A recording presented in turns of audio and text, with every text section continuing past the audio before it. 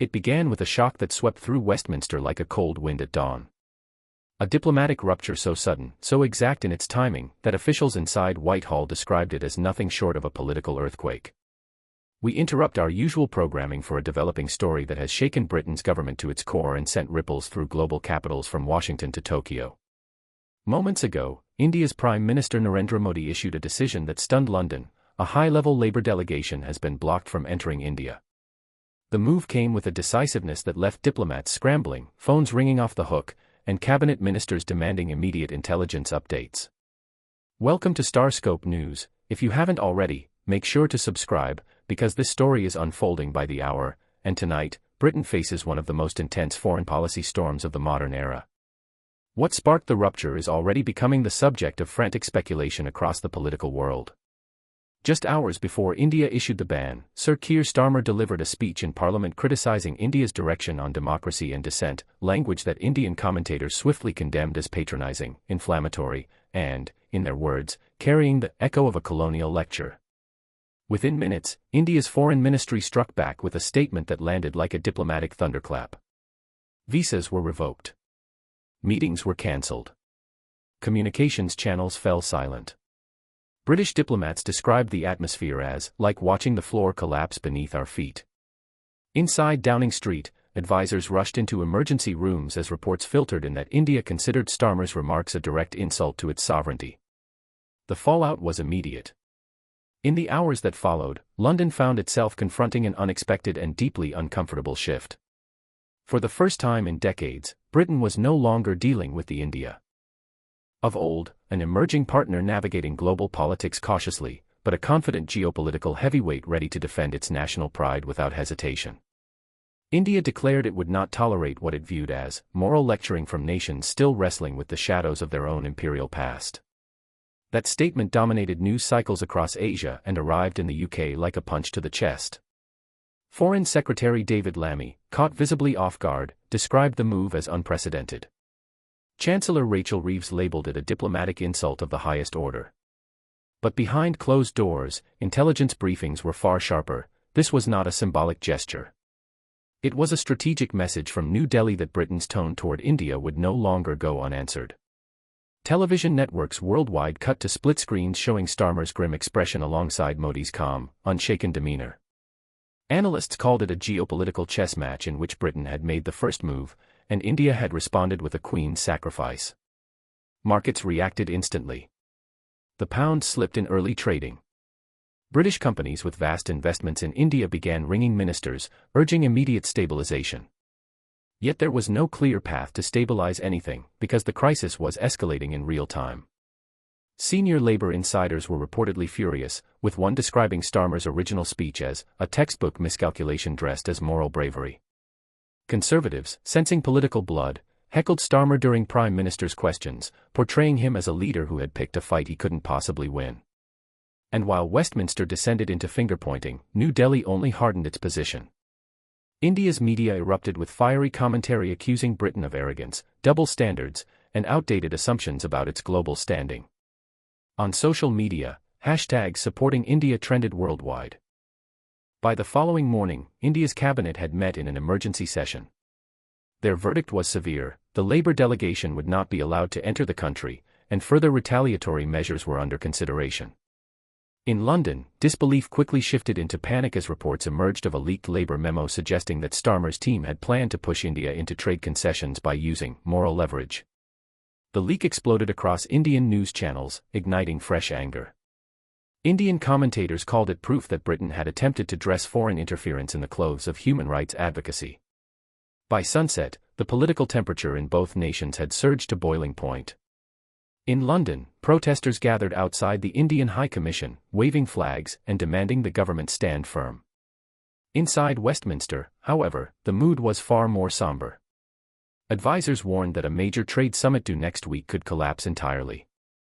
Britain's media turned on Starmer with ferocity, with headlines asking whether he had sparked the worst UK-India diplomatic crisis in a generation. Meanwhile, Modi addressed India in a televised speech that carried quiet menace. He declared that India is no longer a colony to be judged from afar, and that those who speak of democracy should first reflect upon their own record. The speech reverberated across Britain. Panic spread through the Foreign Office as diplomats were recalled from Delhi for consultations, a move officials insisted was temporary, though insiders suggested the truth was far more alarming. Relations, they said, had frozen. As the crisis deepened, India delivered yet another blow. It announced the suspension of ongoing negotiations for a £28 billion trade agreement years in the making. British exporters panicked. The pound dipped again. Businesses pleaded for clarity, yet clarity was nowhere to be found. Then came a devastating leak from within India's government, a confidential cable showing that several Labour MPs had privately attempted to meet Indian opposition figures in an attempt to raise doubts about Modi's leadership. For India, this confirmed the worst suspicions. For Britain, it triggered political devastation. Indian MPs denounced the behaviour as foreign political meddling. Tory ministers accused Labour of endangering national interests.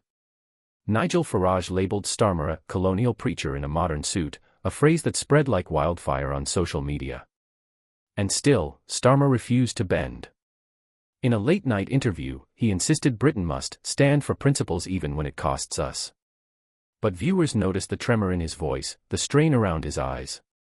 Commentators accused him of misreading the global moment. India, they said, was not the enemy, his pride was. The economic aftershocks began to intensify. Airlines cancelled routes. Universities dependent on Indian students issued statements calling for calm.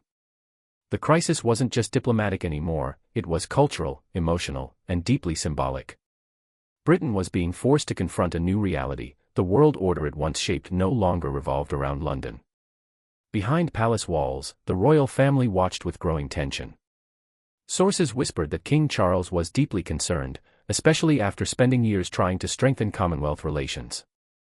The monarch reportedly reached out quietly to New Delhi, urging moderation, but India's response was firm: respect first, dialogue later. Then came a move that stunned even seasoned diplomats. India imposed sudden restrictions on British-funded NGOs operating in the country, accusing them of spreading political propaganda. Offices were raided. Bank accounts frozen. Staff questioned. Britain was left reeling. What began as a war of words had become a full confrontation between two nations renegotiating their place in the 21st century. As the crisis stretched into the week, Labour's internal fractures burst into the open. Angela Rayner confronted Starmer privately, accusing him of humiliating the party on the world stage. Polls showed a sharp collapse in public confidence in his foreign policy judgment. Newspapers screamed that Britain had sleepwalked into isolation. The conversation shifted from foreign policy to Britain's identity, and its lingering sense of entitlement in world affairs. Then came the final blow. India's ambassador confirmed that all bilateral talks were suspended indefinitely. No press conference. No fiery rhetoric. Just quiet finality, the sound of a diplomatic door closing with centuries of history behind it. Yet the storm still had more to unleash. The next morning, a classified intelligence assessment was leaked, revealing that India had formally downgraded the UK as a strategic priority partner. Another shock followed. India suspended defense cooperation, joint training programs, intelligence exchanges, and cyber operation agreements. Military officials described it as Britain's most severe diplomatic rupture since Suez. In Westminster, tempers ignited. Conservative MPs demanded Starmer's resignation, shouting across the chamber that he had lost Britain's last major ally outside Europe. And as Britain struggled to steady itself, France stepped forward with a gesture that cut deeply. Standing beside India, the French foreign minister declared New Delhi the world's most indispensable democratic partner. A title historically reserved for Britain. The symbolism was impossible to miss. The diplomatic center of gravity had shifted. Inside Downing Street, chaos intensified. Ministers shouted behind closed doors about whether Starmer should apologize or stand firm. One warned that apologizing would make Britain look weak. Another snapped back, we already look weak. Then, in a moment that electrified the nation, a senior Labour strategist resigned live on television, accusing Starmer of ignoring repeated warnings and plunging Britain into an avoidable crisis. Crowds returned to Parliament in the thousands, demanding peace with India or, in growing numbers, Starmer's resignation. Then news broke that India's Ministry of External Affairs would address the world live. Every diplomatic channel froze. Every newsroom hushed. It was the moment that would define the trajectory of the crisis. In the calm before the statement, another shock erupted across London. Prince William, after receiving an unprecedented request from the Prime Minister's office, rebuked it outright, declaring privately that the Crown will not be pressured, today or ever. Advisors whispered that the request crossed constitutional lines and could lead to a crisis that Britain was unprepared to face. When Buckingham Palace announced that the king had been informed and was preparing a formal response, the gravity of the situation deepened. This was no longer merely a diplomatic dispute. It had reached the heart of Britain's constitutional foundations. As night settled and the world waited for India's statement, Starmer stood alone, staring at a television screen, knowing that whatever came next could define not only his leadership, but Britain's future place in the world. When the hour struck and the emblem of India appeared on the broadcast feed, silence fell across Westminster, across newsrooms, and across living rooms throughout the country. The next sentences spoken from New Delhi would determine whether Britain faced a path to reconciliation, or entered a diplomatic winter that could last for decades. Share your thoughts in the comments, and don't forget to subscribe to Starscope News for continuing updates on this unprecedented crisis.